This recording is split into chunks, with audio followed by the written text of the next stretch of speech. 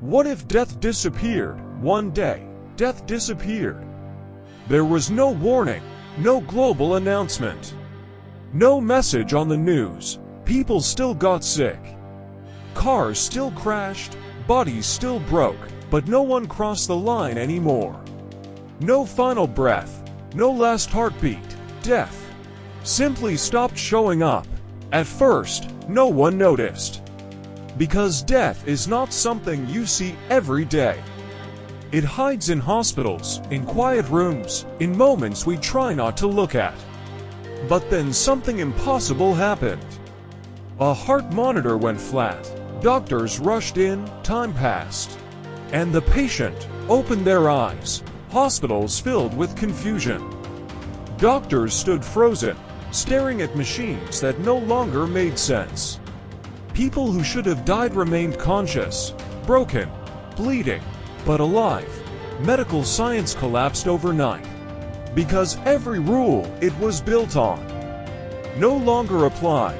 The news spread slowly. Then everywhere, death was gone. Humanity had become immortal. The world reacted with joy. People cried in the streets. Church bells rang. Mosques filled. Temples echoed with prayers of gratitude. Parents hugged their children like never before. Not because they were afraid to lose them, but because they believed they never would. For the first time in human history, goodbyes lost their meaning. At first, immortality felt like freedom. No more funerals. No more last words. No more empty chairs at dinner tables. Couples promised eternal love.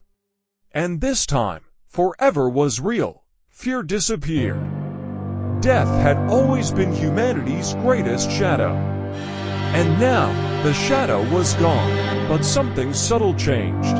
Without death, time lost its sharpness. People stopped rushing. Dreams were delayed. Goals were postponed. "I'll do it tomorrow" became the most common sentence on earth. Why hurry? When tomorrow never ends, years passed, cities grew denser. Crowds thicker, streets louder. Hospitals no longer treated the dying, they treated the trapped.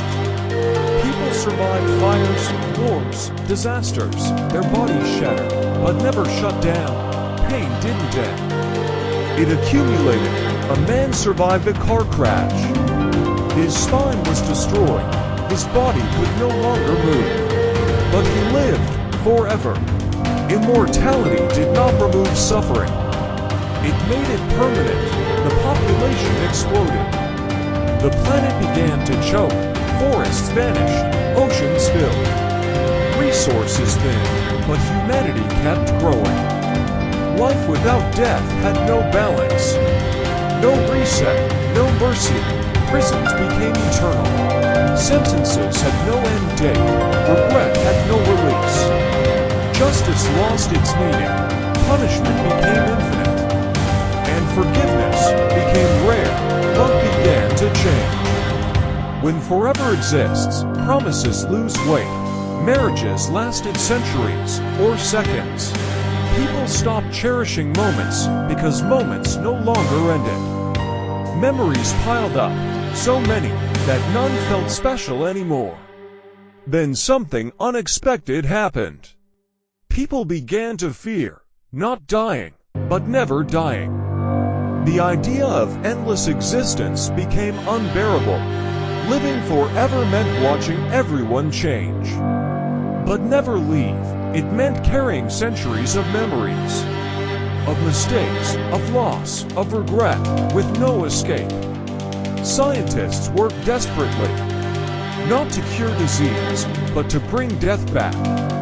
Humanity begged for the very thing it once tried to defeat, unending. The world split in two. Some wanted to keep immortality at all costs. Others wanted an end.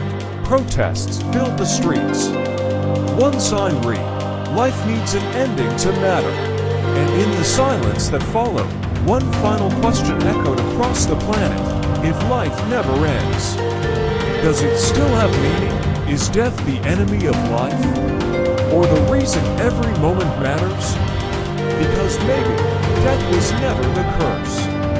Maybe it was the gift.